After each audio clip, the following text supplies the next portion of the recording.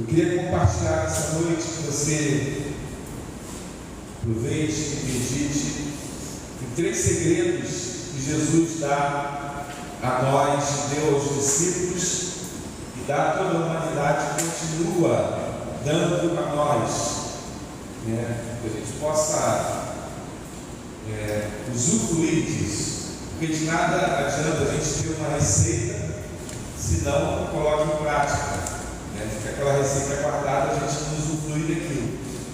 E Deus dá aos seus discípulos 3 segredos para uma vida que agrada a Deus, uma vida frutífera, uma vida abençoada. Quando Jesus chama os seus discípulos, é comum as pessoas acharem que naquele tempo ninguém fazia nada, era todo mundo aposentado. Ninguém trabalhava, ninguém tinha responsabilidade, eles estavam à toa. E por isso eles serviam Jesus, por isso foram discípulos, porque ele não tinha nada a fazer. Já que eu estou aqui à toa, deixa eu seguir esse cara aí. Tem gente que acha isso, mas ao contrário, nos pensam, os discípulos tinham suas responsabilidades, famílias, problemas, dificuldades, como qualquer um de nós, talvez até mais do que nós. Nós hoje temos um mundo muito corrido, muitas dificuldades, muitas lutas, mas em compensação nós temos carro, nós temos internet, nós temos telefone, nós temos coisas que eles não tinham. Então, na verdade, ficar elas por elas. Alguns argumentam isso, porque no passado era mais difícil, porque não tinha carro, não tinha avião, não tinha isso, não tinha aquilo. Outros argumentos, no passado era mais fácil, porque eles não tinham os problemas que a gente tem hoje.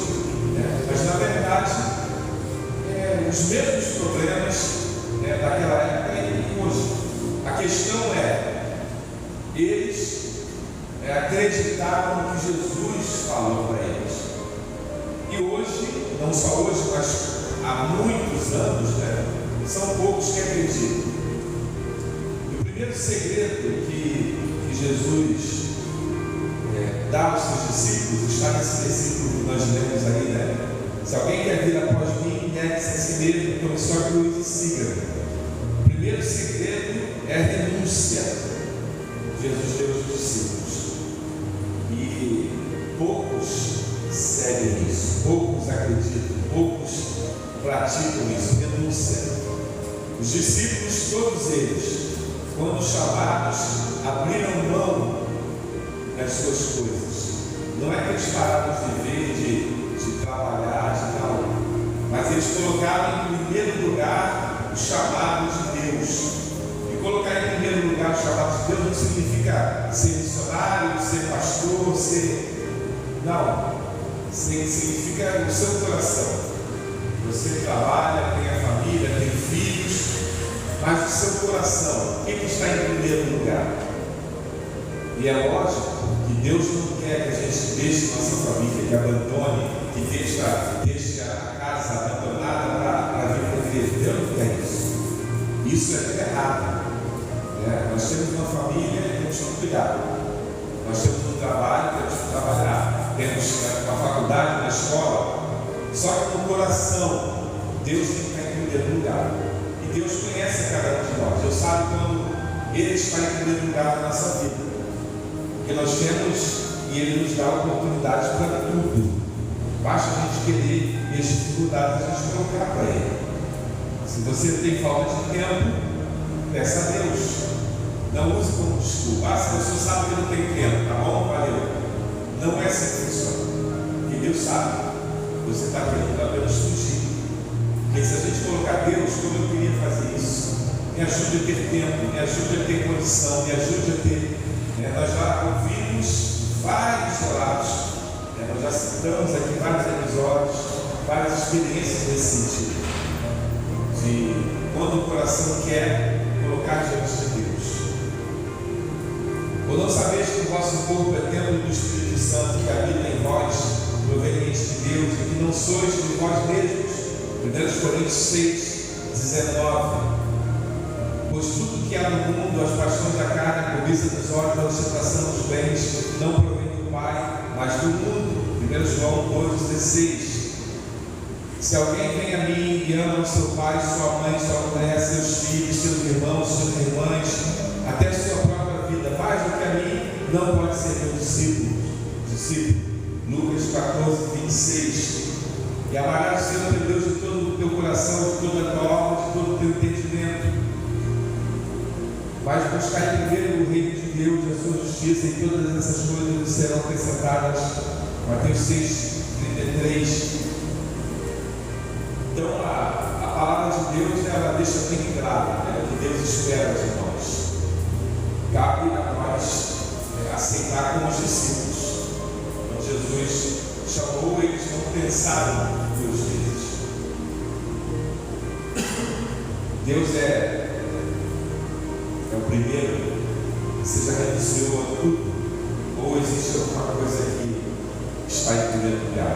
Meu filho, meu emprego, que eu tenho que ser promovido, a minha faculdade, não sei. Volto a dizer, Deus não quer que você abandone nada, apenas que Ele seja primeiro na sua vida.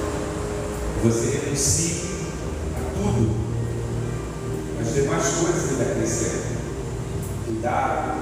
Hoje eu liguei para minha filha, ela estava preocupada, a Mônica me ligou, pedindo para orar por ela, que ela tinha ido ao médico e já que ela estava preocupada, eu liguei para ela, orei, depois liguei e falei para ela, bem-vindo, ainda brinquei, né? Bem-vinda ao mundo dos pais. Nem nasceu, já está te dando trabalho. Essa é a vida. Filho é assim, não que seja problema, maldição, pelo contrário, mas é a nossa vida. Já está na barriga, já está dando preocupação, já está dando trabalho, faz parte. Eu falei para ela, agora você está vendo o que nós passamos com você. Você lembra quando você tinha um mês, que você sofreu um acidente, você teve um traumatismo craniano? Não lembra? É lógico que não. Mas nós ficamos exatamente como você está hoje. Mas nós fizemos uma coisa, nós colocamos diante de Deus a sua vida. O médico falou para a gente que iria ter sequelas, que iria ter problemas, que talvez até chegasse ao fim. Mas nós falamos com Deus, nós pedimos a Deus, nós colocamos sua vida diante de Deus. E nós contamos essa história há 30 anos, do que Deus fez na sua vida. Tu lembra do seu irmão quando teve um problema também de uma hérnia umbilical, que o médico falou que não tinha solução? E nós colocamos diante de Deus, nós contamos essa história há 25 anos. Deus está te dando uma oportunidade de você começar a contar a sua história. Creia nele, confie nele. Seu filho está nas mãos dele. Agora cabe você acreditar ou não, porque falar da boca para fora, todo mundo fala. Agora viver, confiar, entregar, descansar, não é para qualquer um. E ela falou. Eu espero que ela esteja realmente colocando em prática isso. O segundo segredo que Deus ensinou aos seus discípulos e ensinou durante todo esse tempo e continua nos ensinando, é disciplina. Os discípulos passaram, ao serem chamados, passaram cerca de 3 anos e meio com Jesus, aprendendo com eles. É lógico que eles não tinham preparo suficiente, estavam aprendendo. Eles não nasceram sendo discípulos. Eles não tinham todas as características que agradavam a Deus, porque eles estavam aprendendo. E Deus deu a eles oportunidades de eles aprenderem. Uma delas foi disciplina. Eles passaram por vários problemas. E eu acabei de citar uma agora aqui com a minha filha e falei isso para ela. Nós aprendemos na prática. Aquele que aprende só de ouvir, ele nunca aprende, ele fica sempre uma criança. Enquanto você não acredita e pratica, como eu falei, quando você não acredita um adulto, você é sempre uma criança, só ouve as pessoas falarem que dá certo, que funciona, que Deus faz. E Deus ensinou os discípulos durante esses 3 anos e meio. E Jesus falou para eles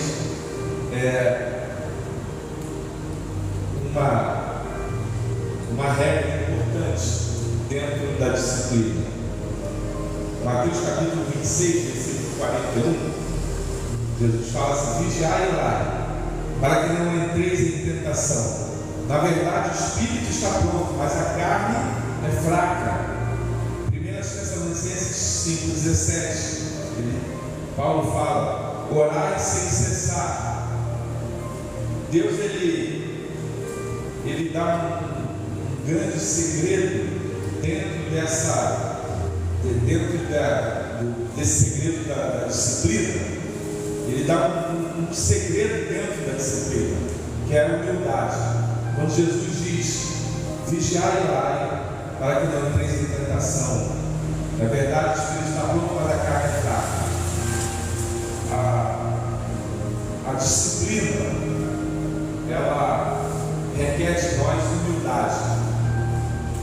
Disciplina é quando nós fazemos aquilo que aprendemos, que alguém nos ensina. Se você não tiver humildade, você nunca vai ser disciplinado, porque a humildade te coloca num lugar que você deve estar, que é de aluno, e olhar aquele que é o seu professor como alguém que vai te ensinar. O problema é que às vezes nós falamos da boca para fora, que cremos em Deus, que Jesus é isso e é aquilo, mas nós não acreditamos. Quando vem os problemas, nós desabamos, porque o médico falou, porque o patrão falou, porque as circunstâncias falaram. Onde está a disciplina? A disciplina que requer de nós essa humildade. Não, o meu mestre falou. Certa vez falaram com Jesus, né? Mestre, bom mestre. E Jesus deixou: por que me chamas bom? Porque Jesus sabia do coração daquela pessoa. Não é que Jesus estava dizendo que ele não era bom, que ele não era mestre. É porque ele conhecia o coração daquela pessoa, que só estava falando da boca para fora, que não via Jesus dessa forma.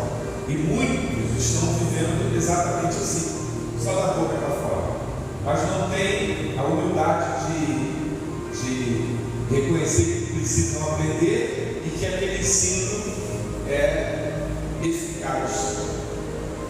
Quando Jesus diz para os seus discípulos: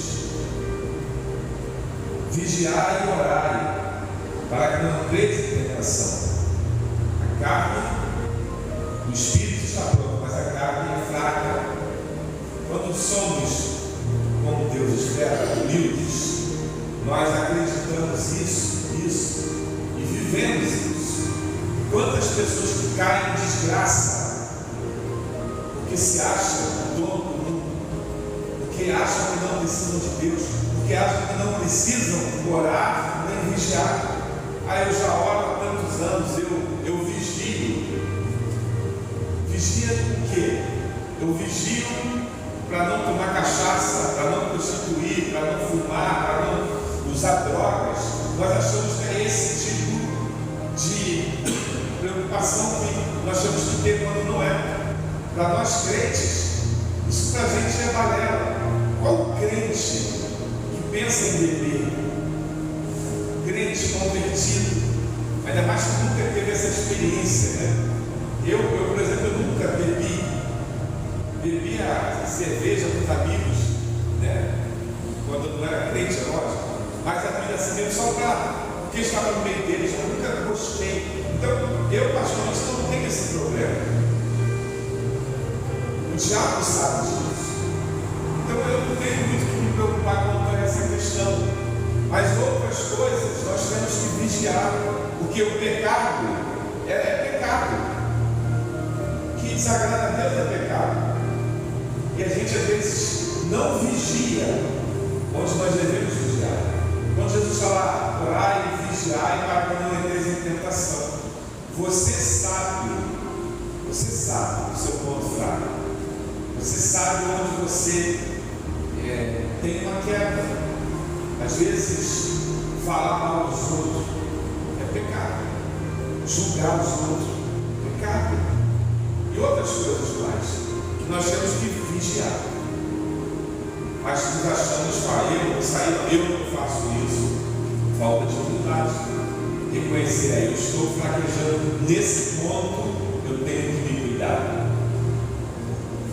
Porque se eu não me cuidar, eu vou estar pecando em todo instante.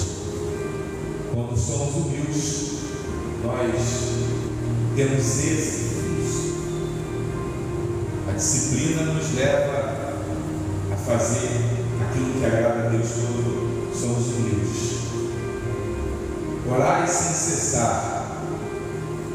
Por que Jesus fala para os discípulos, vigiai e orai?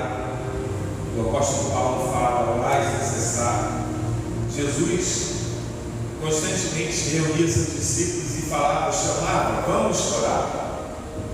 E constantemente voltava e encontrava o discípulo dormindo e chamava a atenção. Eu acho, não tenho certeza,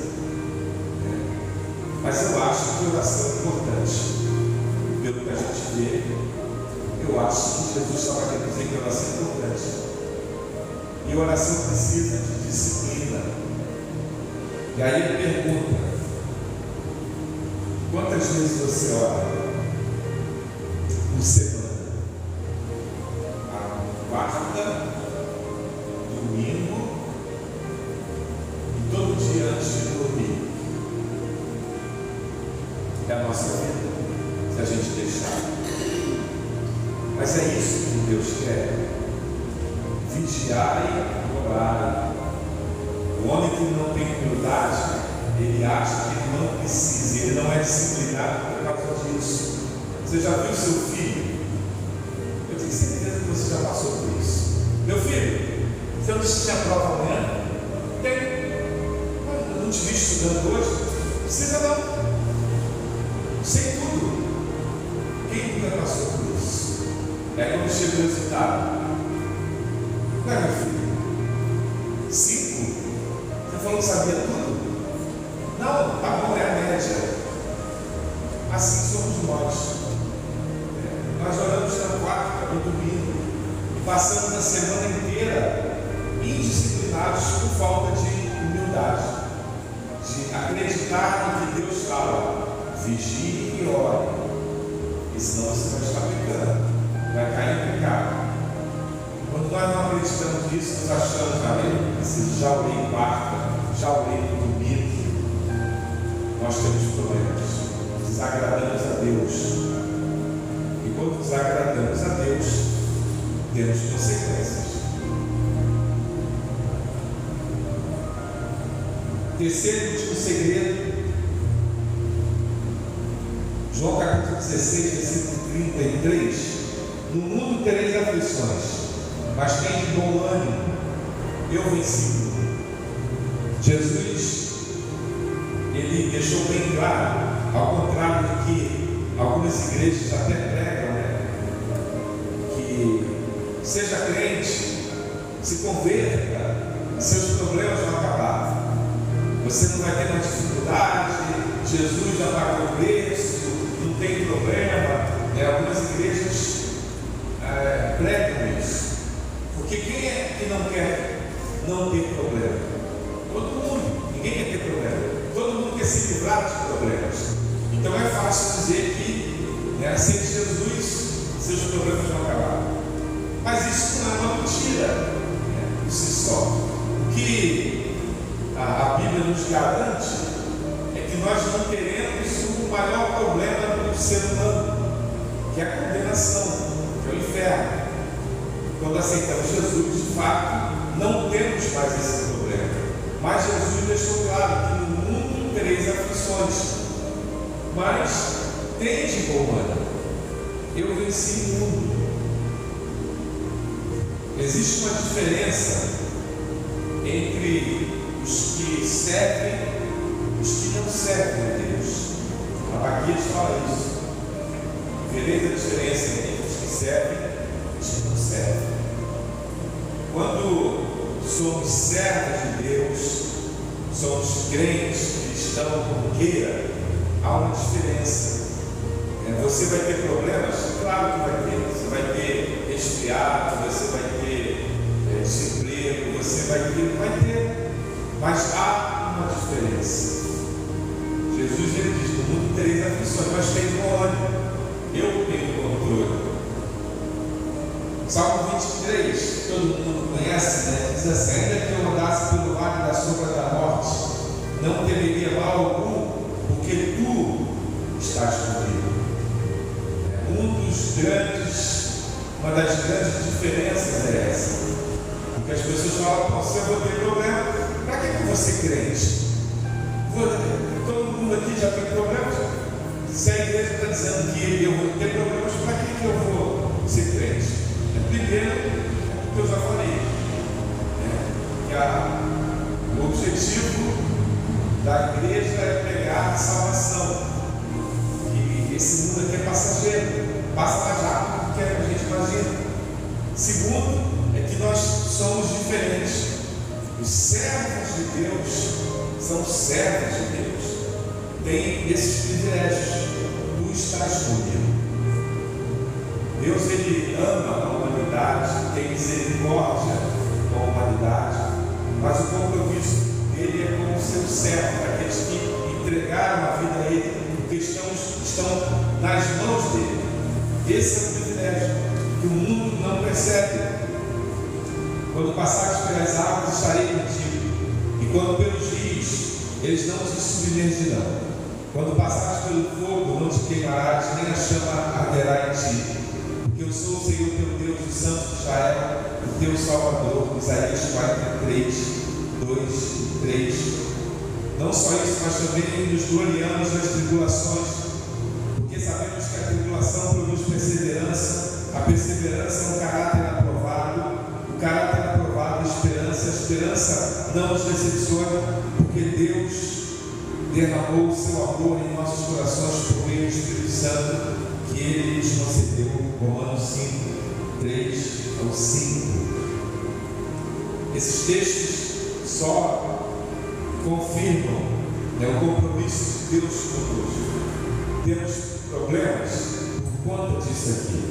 Nos gloriamos nas tribulações, porque sabemos que a tribulação produz perseverança, a perseverança é um caráter aprovado, o caráter aprovado é a esperança. Ou seja, os problemas que nós passamos, Romanos 8, 28 também diz: todas as coisas são para o bem daqueles que amam a Deus. Os problemas que nós passamos são para nos aperfeiçoar, são para mostrar para os de fora o cuidado de Deus, a mão de Deus, o que Deus faz na nossa vida. Por isso nós passamos também problemas, para mostrar que existe um Deus que cuida de nós. Você possa aproveitar esses segredos que Deus nos dá. A renúncia. Renuncie a tudo. A sua vida, o seu querer, o seu ego. Seja disciplinado. Acredite, pratique aquilo que Deus fala.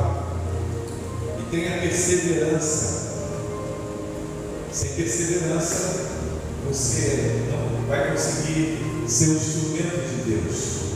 Porque diante dos problemas você vai sucumbir. Quando que Deus quer isso, que a gente mostre a diferença entre os que servem e os que não servem.